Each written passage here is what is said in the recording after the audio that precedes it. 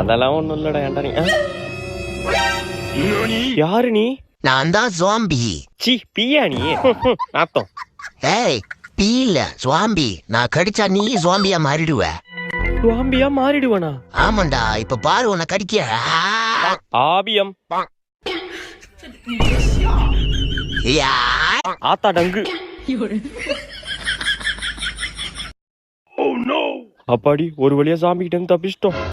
டேய் நீ தப்பிக்கல, மாட்டிக்கிட்ட. என்ன இங்க உட்காந்துருக்கு ஜாம்பி? தம்பி சத்த கடைக்கு போயிட்டு வாப்பா.